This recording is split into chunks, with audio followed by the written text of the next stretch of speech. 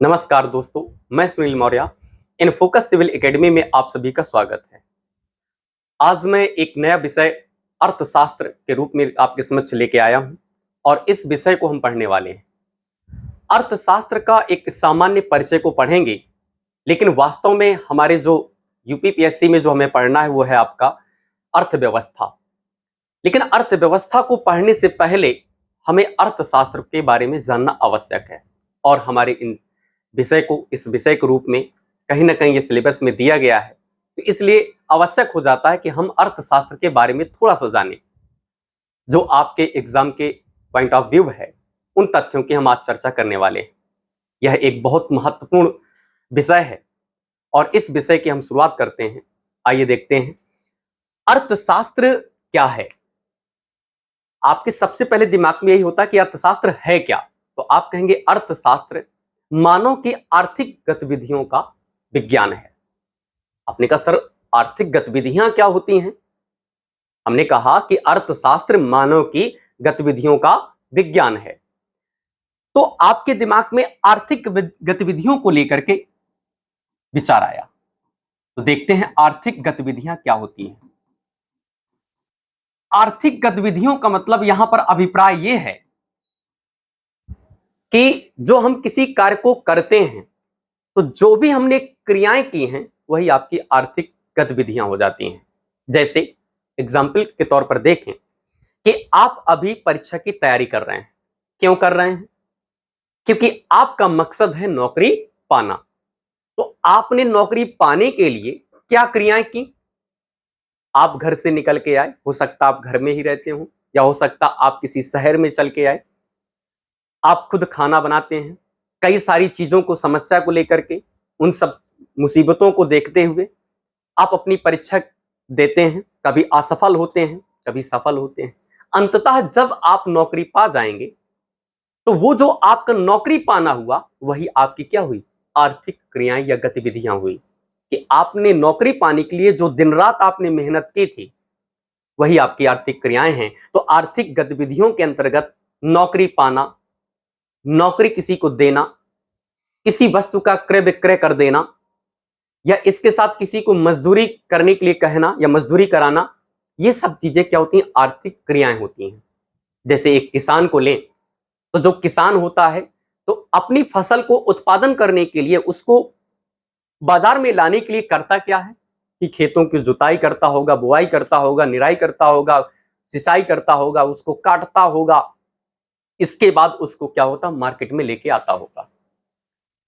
तो जब वो मार्केट में लेके आता है, उसने पीछे की जो क्रियाएं की हैं, उन्हीं क्रियाओं को क्या कहा गया? यहां पर कहा गया आर्थिक गतिविधियां। और इस आर्थिक गतिविधियों में मुद्रा का उल्लेख होता है।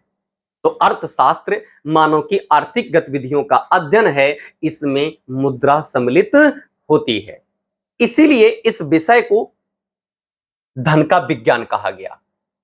अब ये धन का विज्ञान जो कहा गया है, देखते हैं कैसे। क्योंकि अर्थशास्त्र जो हिंदी में से कहा गया है, ये दो शब्दों से मिलकर बना है। एक इसमें आता है आपका अर्थ,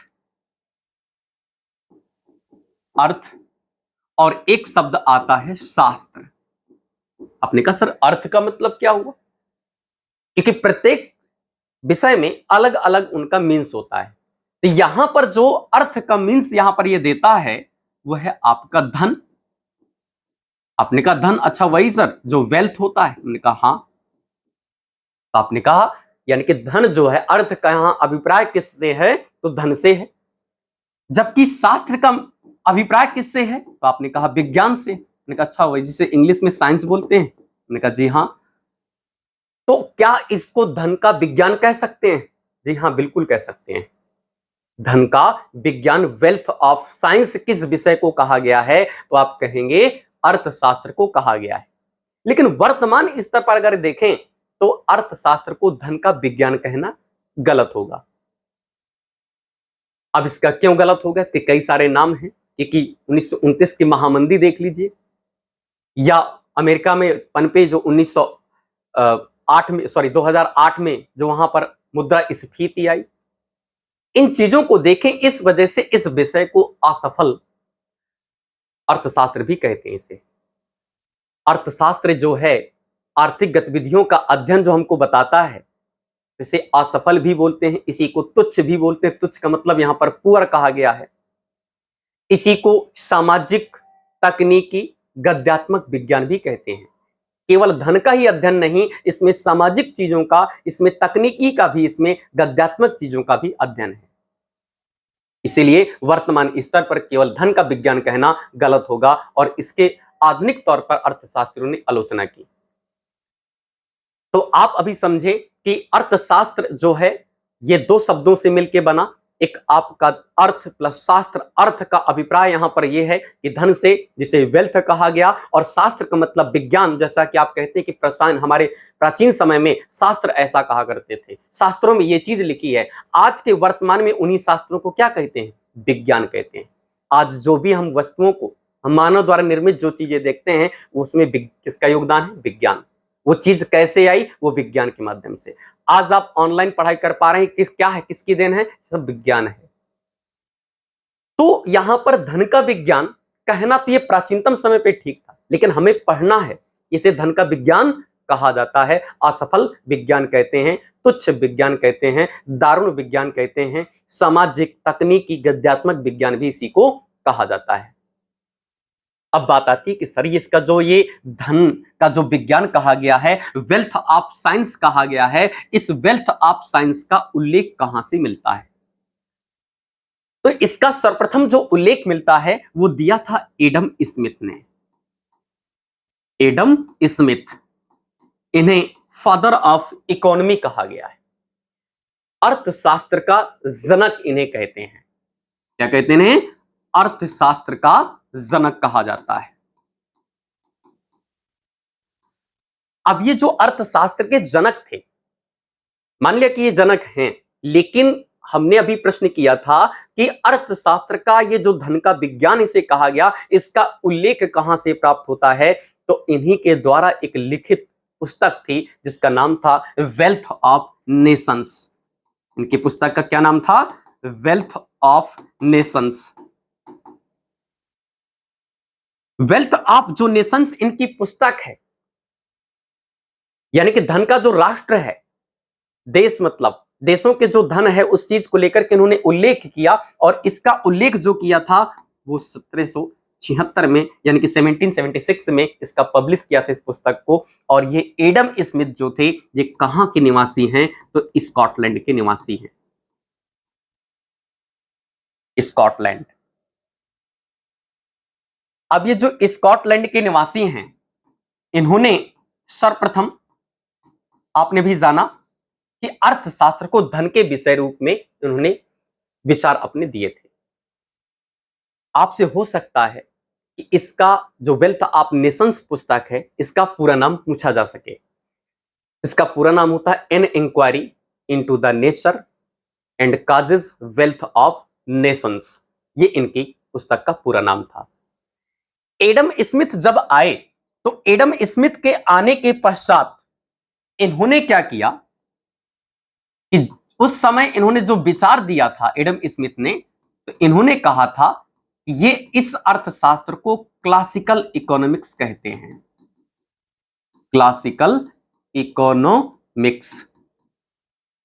तो क्लासिकल इकोनॉमिक्स जो कहा गया इस अर्थशास्त्र को, तो इसके पहले के समय को क्या कहा जाता होगा? तो इसके पहले के समय को हम कहेंगे pre classical economics. Pre classical economics. Pre classical economics. अब एक चीज इसमें ध्यान दीजिएगा, यहां से बहुत अच्छा एक क्वेश्चन निकल के आता है कि प्री क्लासिकल इकोनॉमिक्स जो है ये किस पर जोर दिया गया था इस समय? तो इस समय में व्यापार पर जोर दिया गया था। इस पे जोर दिया गया, यानी कि व्यापार पर, जिसे आप ट्रेड कहते हैं। जब ये ट्रेड पर जोर दिया गया, कैसे? क्योंकि इसका एक स्लोगन था, एक नारा इस समय दिया गया था। क्या था वो नारा प्री क्लासिकल इकोनॉमिक्स का? तो इसमें कहा गया था कि more trade, more gold, more gold and more power. And more power. ये इन्होंने क्या किया था, यानी कि नारा इस समय यहां पर दिया गया था। प्री क्लासिकल इकोनॉमिक्स में ये व्यापार पर जोर देता है। इसको मीन्स को समझते ये क्या कहता है स्लोगन, मोर ट्रेड मतलब अधिक व्यापार करेंगे, मोर गोल्ड तो हमारे पास अधिक क्या आएगा, धन आएगा, रुपया आएगा, और जब हमारे पास धन आएगा तो मोर पावर, हम क्या हो जाएंगे, शक्तिशाली, पावरफुल हो जाएंगे। जैसा कि आप इस दुनिया पे देख पा रहे हैं कि पावरफुल कौन सा इंसान है, तो आप पाएंगे कि जिसके पास धन है। अगर किसी व्यक्ति के पास धन नहीं है तो क्या पावरफुल है? जैसे एक आम व्यक्ति को देख लीजिए, मजदूर को देख लीजिए, क्या उसके पास पावर होता है? कोई भी कुछ कह देता है, तो वो उसके पास पावर क्यों नहीं है? क्योंकि उसके पास धन नहीं है। काश उस व्यक्ति के पास आगे चल के धन होगा तो फिर क्या हो जाएगा, पावरफुल हो जाएगा। तो जो प्री क्लासिकल इकोनॉमिक्स थी तो हमको ये सिखाती थी समय कि अगर व्यापार करेंगे तो व्यापार से हमको क्या होगा, धन मिलेगा, और जब धन मिलेगा तो हमको क्या वहां से प्राप्त होगा, पावर प्राप्त होगा। अगर कभी क्वेश्चन आपके यहां तक पहुंचता है कि प्री क्लासिकल इकोनॉमिक्स में किस विषय में, यानी कि किस तथ्य पर जोर दिया गया था, तो आप कहेंगे व्यापार पर जोर दिया गया था। बात आती है कि जब एडम स्मिथ आए तो उसे क्लासिकल इकोनॉमिक्स कहा गया, उसके बाद के समय को क्या कहा गया? उसके बाद के समय को कहा गया new economics. New economics, new economics जो है इसको किसने दिया था? तो आप कहेंगे जे.एम. किन्स ने दिया था। जे.एम. किन्स। इन्होंने किस पर जोर दिया? इन्होंने कहा कि ये जो न्यू इकोनॉमिक्स है तो इन्होंने रोजगार पर जोर दिया था। इस पे जोर दिया, रोजगार पर। अब ये जब रोजगार पर इन्होंने जोर दिया, इसी वजह से जो वर्तमान पे जो एडम स्मिथ के बारे में बोला जाता है कि ये इन्हें आधुनिक अर्थशास्त्र का जनक भी कहते हैं। न्यू इकोनॉमिक्स यानी कि मॉडर्न इकोनॉमी का फादर बोलते हैं, और इसके साथ इन्हें आधुनिक एडम स्मिथ के नाम से भी जाना जाता है। क्यों?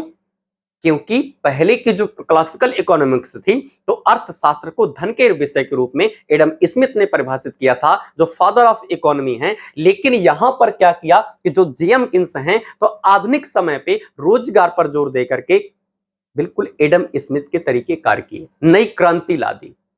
तो इस वजह से इन्हें मॉडर्न इकोनॉमी का फादर भी बोलते हैं। इनकी भी एक महत्वपूर्ण पुस्तक है जिसका नाम है जनरल थ्योरी। इनकी पुस्तक का नाम है जनरल थ्योरी। अब ये जो जनरल थ्योरी है, इस जनरल थ्योरी के बारे में अगर बात करें तो इसका पूरा नाम आपसे पूछा जा सकता है, तो general theory employment, interest and money. मतलब इसको कहा गया कि रोजगार, ब्याज और मुद्रा का सिद्धांत। इन्होंने जब इस सिद्धांत को दिया और इसी सिद्धांत से ये क्या करते हैं, एक नई अर्थव्यवस्था के रूप में प्रतिक्रिया विचार दिए, तब से इनको यानी कि यहां पर आधुनिक अर्थशास्त्र का जनक कहा गया।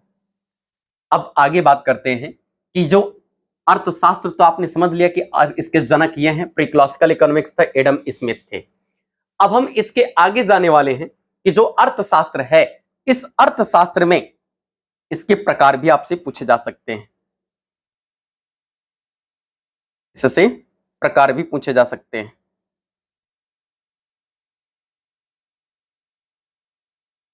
अब देखिए इसमें क्या होगा, यानी कि आपको पढ़ना है अर्थशास्त्र के प्रकार। अर्थशास्त्र के प्रकार, type of economy, type of economy. Type of economy में सबसे पहले एक चीज ध्यान देते हैं, अर्थशास्त्र के दो जो भाग लाए गए, क्यों लाने की आवश्यकता पड़ी? क्योंकि इसमें क्या था कि जो फर्मों का अध्ययन था, कुछ फर्में जो होती हैं वो छोटी इकाइयां होती हैं और कुछ बड़ी इकाइयां थी, तो उनका विभाजन तय था।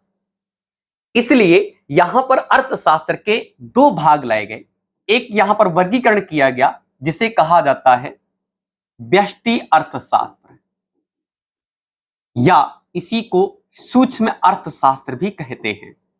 सूक्ष्म अर्थशास्त्र भी इसे कहा जाता है।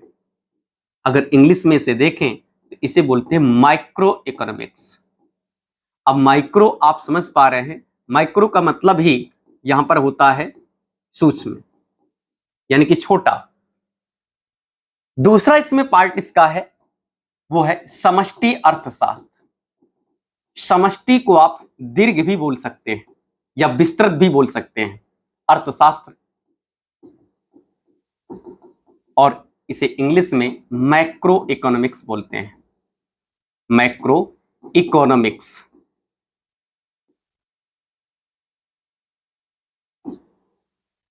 तो यहां पर हम देख पा रहे हैं कि अर्थशास्त्र के दो भाग यहां पर बताए गए। एक है आपका व्यष्टि अर्थशास्त्र और एक है समष्टि अर्थशास्त्र। अब बात आती है कि व्यष्टि अर्थशास्त्र क्या है। देखिए, किसी भी शब्द को पढ़ने से पहले एक चीज ध्यान देकर उस शब्द को, वर्ड को देखा जाता है। जैसे यहां पर व्यष्टि आप देख रहे हैं, व्यष्टि का अभिप्राय आप क्या व्यक्ति से निकाल सकते हैं क्या? व्यक्ति। अब व्यक्ति कौन होगा? राम हो सकता है, श्याम होता है, गीता हो सकती है, रीता हो सकती है। तो यानी कि व्यक्ति, व्यक्ति का मतलब इकाई छोटी है, इसलिए जब किसी एक इकाई का अध्ययन होता है, अब एक इकाइयां कौन सी हो सकती हैं? तो हमने एक तो व्यक्ति बता दिया, एक कोई फर्म हो सकती है, जैसे कोई यहां पर कंपनी हो सकती है, या कोई एक परिवार हो सकता है, एक परिवार हो सकता है। इन्हीं का अध्ययन करना ही क्या कहलाता है? सूक्ष्म अर्थशास्त्र या व्यष्टि अर्थशास्त्र कहलाता है। इसमें छोटी इकाइयों का अध्ययन होता है।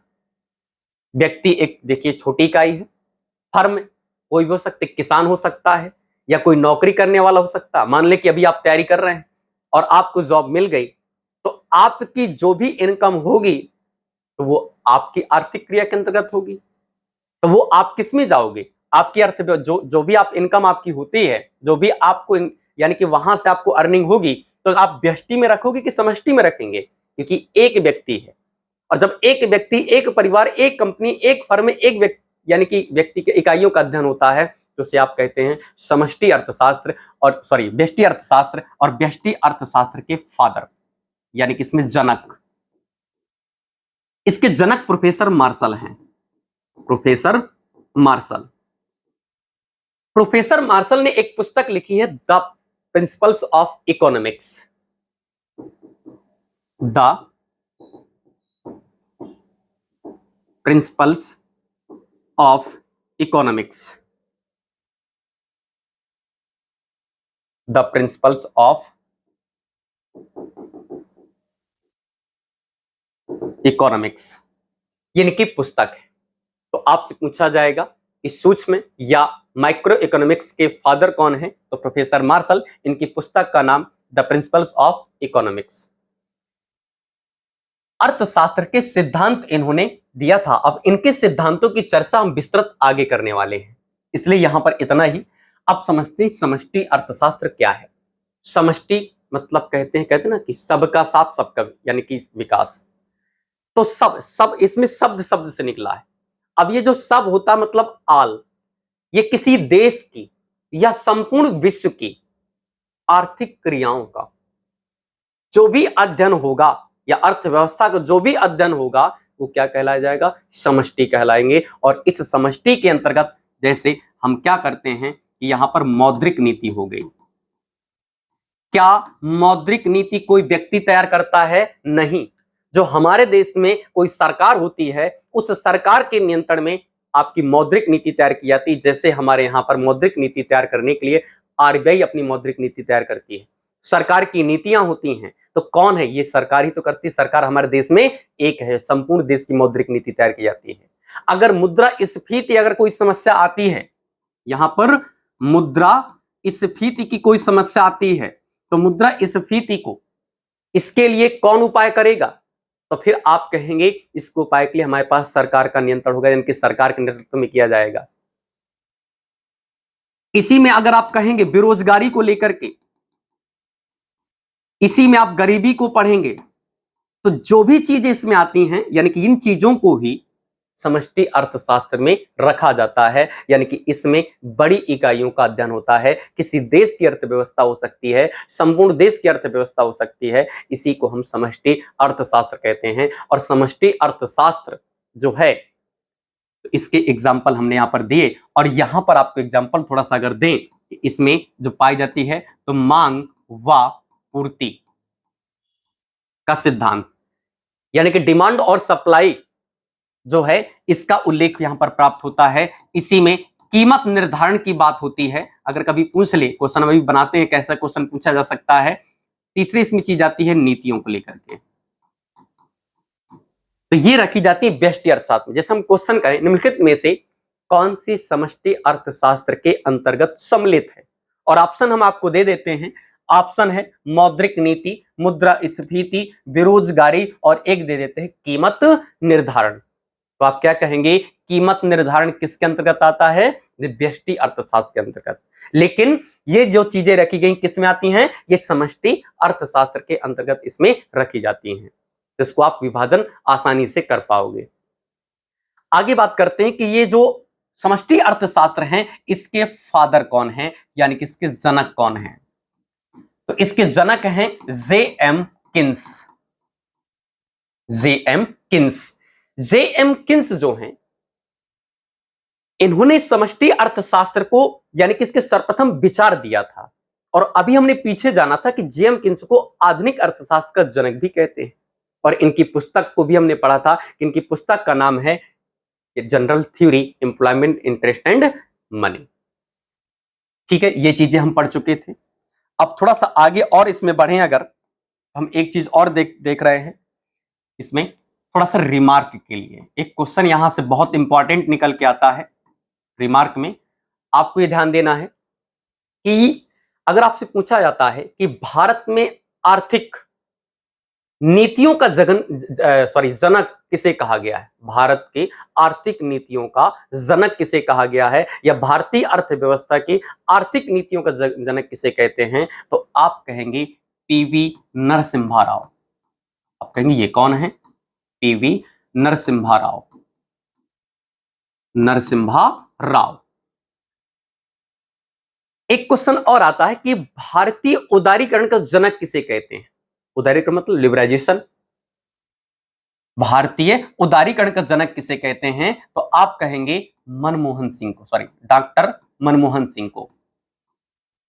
अब आप इन दोनों तथ्यों को कैसे समझ पाए, देखिए थोड़ा सा इसके लिए देखते हैं। वैसे टॉपिक आपको आगे चल के पढ़ाएंगे, भारत के आर्थिक सुधार नीतियां, उसमें जब आपको औद्योगिक नीतियों को लेकर के पढ़ा जाएंगे, नियोजन आपका एक चैप्टर होगा, उसके अंतर्गत आपको पढ़ाएंगे भारत में आर्थिक सुधार, 1991 का सुधार, 2016 वगैरह, मुद्रास्फीति, अवमूल्यन वगैरह आपको आगे चल के पढ़ेंगे।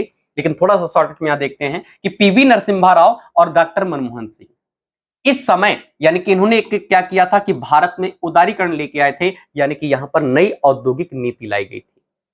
वैसे क्रम से देखें तो छठी औद्योगिक नीति लाई गई थी। पहली औद्योगिक नीति 6 अप्रैल 1948 की हुई थी, जिस दिन हमारे देश की अर्थव्यवस्था को मिश्रित अर्थव्यवस्था घोषित किया गया था। लेकिन यहां पर हम जो ध्यान दे रहे हैं वो 1991 की थी। और इन दोनों, क्योंकि पीवी नरसिम्हा राव उस समय हमारे देश के प्रधानमंत्री थे और वित्त मंत्री के पद पे थे डॉक्टर मनमोहन सिंह जी।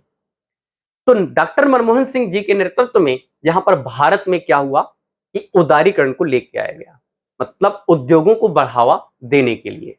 जब उस समय हमारा तीसरा योजनाओं का काल चल रहा था, 90 से 92 चला, 1991 में आर्थिक सुधार हुआ, और उस आर्थिक सुधार का नेतृत्व जो दिया जाता है वो डॉक्टर मनमोहन सिंह को दिया जाता है। चूंकि उस समय हमारे देश के प्रधानमंत्री कौन थे, पीवी नरसिम्हा राव, इस वजह से इन्हें भी यहां पर भारतीय अर्थव्यवस्था की आर्थिक नीतियों का जनक कहा जाता है। लेकिन उदारीकरण का जनक अगर पूछे तो आप कहेंगे डॉक्टर मनमोहन सिंह थे।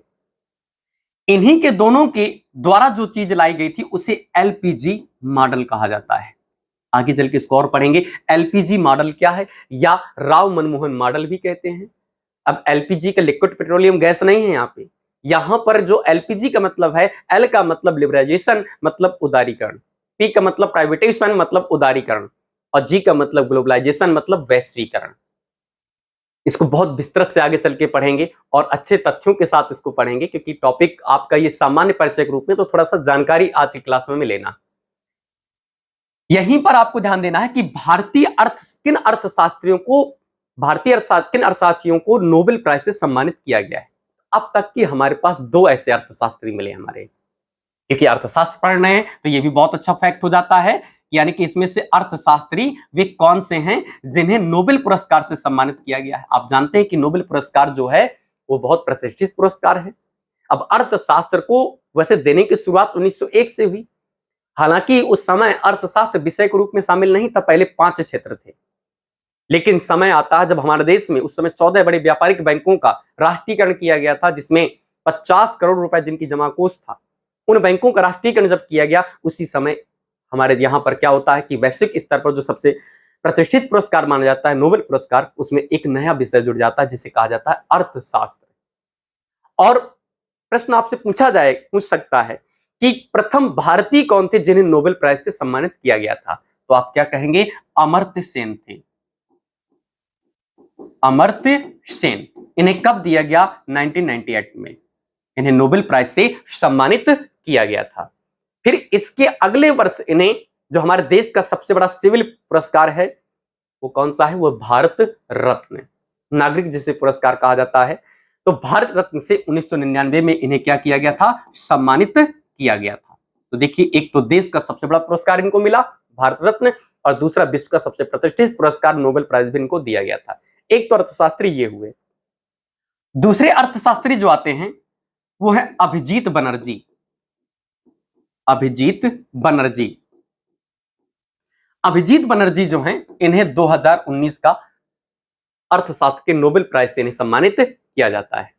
अब थोड़ा सा कभी आपसे क्वेश्चन, क्योंकि ये 2 अर्थशास्त्री हैं, तो कभी इनका संबंध पूछ सकता है कि ये कहां के रहने वाले थे, निवासी कहां के थे। तो अगर आपसे अमर्त्य सेन पूछता है तो अमर्त्य सेन को आप क्या कहेंगे? अमर्त्य सेन को आप कहेंगे कि ये रहने वाले थे महाराष्ट्र के, मुंबई के थे।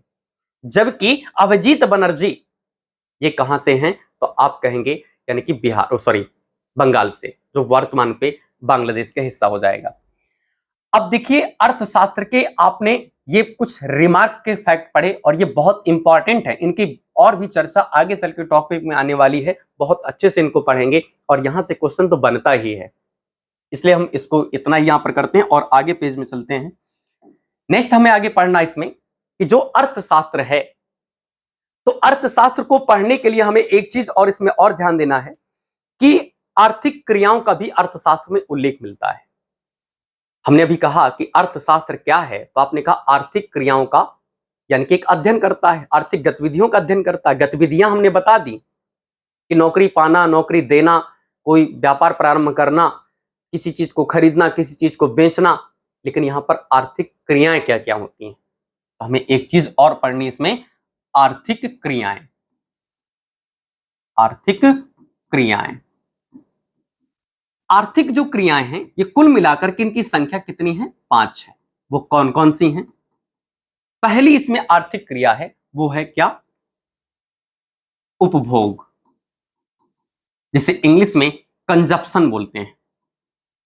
दूसरा इस पे उत्पादन। तीसरा आएगा इसमें विनिमय। चौथा इसमें है निवेश, और पांचवा आप पढ़ेंगे इसमें वो है वितरण।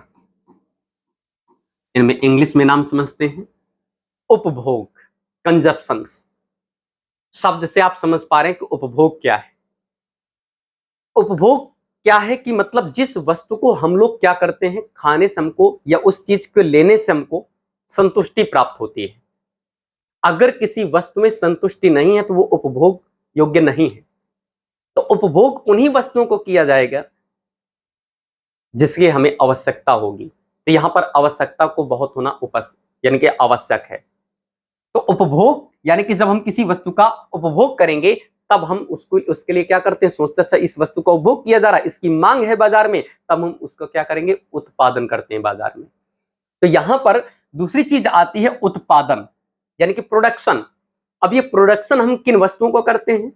हमने कहा जिसका उपभोग किया जाएगा। अगर किसी वस्तु का उपभोग नहीं किया जाएगा तो आप उसका उत्पादन क्यों करोगे? जैसे मान लेते हैं कि अगर आपको भूख ना लगती तो आप रोटी क्यों खाते? क्योंकि आपको तो वहां पर क्या है, आप उपभोग ही नहीं उसका कर रहे। जब आप किसी चीज का उपभोग नहीं करेंगे तो उसका उत्पादन क्यों करेंगे? ये भी है, किसान क्यों अनाज उपज करता? आप नौकरी क्यों पाना चाहते? क्योंकि आप चाहते हैं ना कि हमको नौकरी मिले, हमारा जीवन सुख समृद्धि वाला हो, हमारी आवश्यकताएं जो बुनियादी आवश्यकताएं वो अच्छा हो, रहन सहन अच्छा हो, हम अच्छा खाना खा सके, अच्छा वस्त्र पहन सके, हमारे पास अच्छे मकान हो, हमारे पास सभी संसाधन हो। तो ये किस लिए है? क्योंकि हमें इनकी आवश्यकता है। तो जब किसी वस्तु का उपभोग करते हैं तभी उसका उत्पादन किया जाएगा। ठीक है, प्रोडक्शन आप समझ पा रहे हैं। तीसरा है विनिमय। देखिए, कहीं ना कहीं इन चीजों का विनिमय बड़ा आवश्यक होता है अर्थशास्त्र में। विनिमय का मतलब होता है लेन देन से, आदान प्रदान से। मान लेते हैं कि हम हर वस्तुओं का चीज को नहीं ले सकते और कभी भी मनुष्य की सभी आवश्यकताएं नहीं पूरी हो सकती, क्योंकि अर्थशास्त्र में कहा गया है कि जो संसाधन है वो सीमित है और मानव की जो आवश्यकता है वो असीमित है। तो सीमित तो संसाधन है, लेकिन आवश्यकताएं आपकी असीमित हैं, कभी आवश्यकताएं पूर्ति नहीं हो सकती, अर्थशास्त्र आपको बताता है इसमें।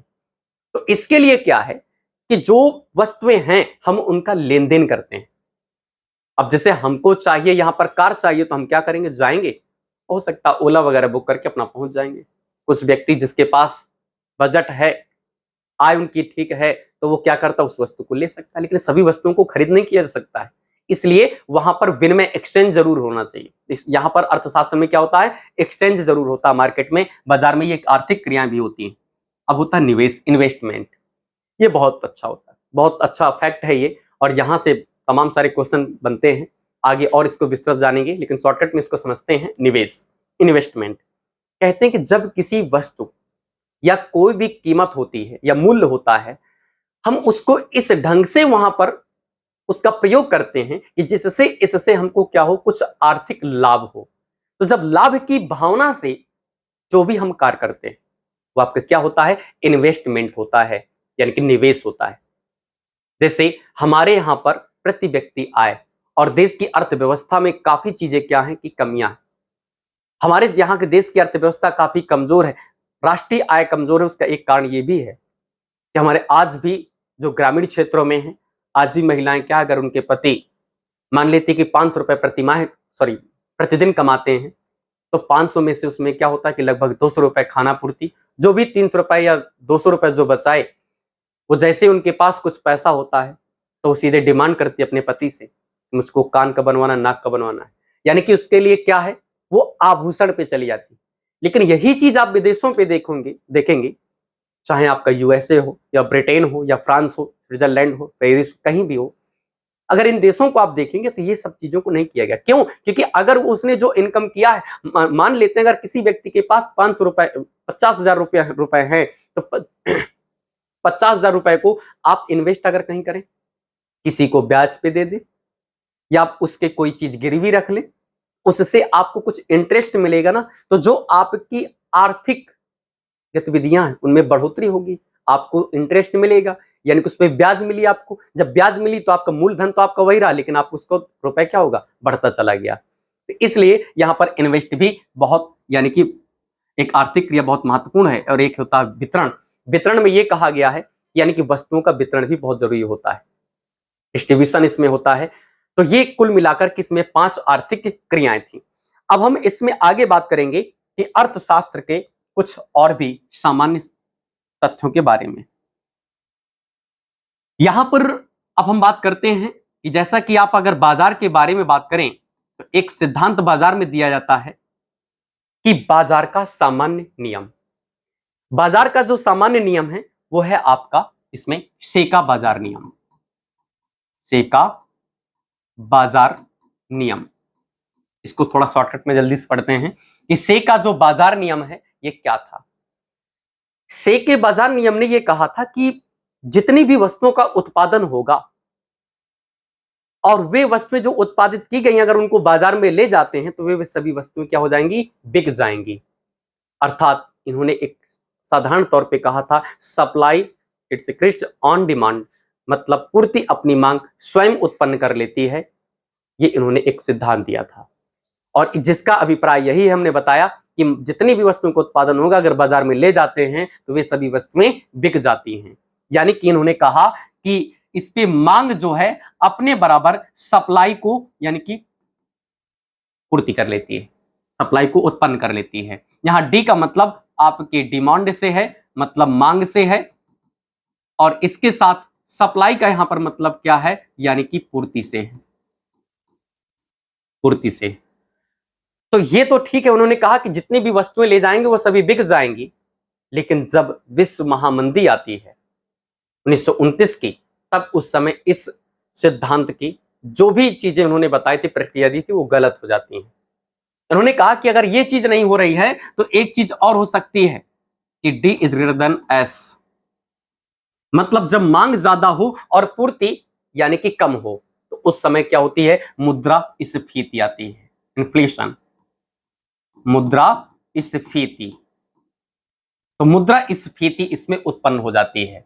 यहां पर क्या थी कि जब ये मांग पूर्ति के बराबर होती है उस समय आप क्या कहेंगे, इस पे सामान्य कीमत होती है, और यहां पर मुद्रास्फीति की दशा उत्पन्न होती है।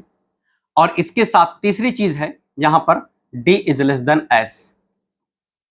इसमें बताया गया कि इसमें जब मांग यानी कि आपकी क्या हो जाए, कम हो, और पूर्ति ज्यादा हो जाए, तो उस समय क्या होती है, मुद्रा अपस्फीति, डिप्रेशन, मुद्रा अपस्फीति, या इसी को आर्थिक मंदी कहते हैं, आर्थिक मंदी, और इसे कहा जाता है आम भाषा में महंगाई।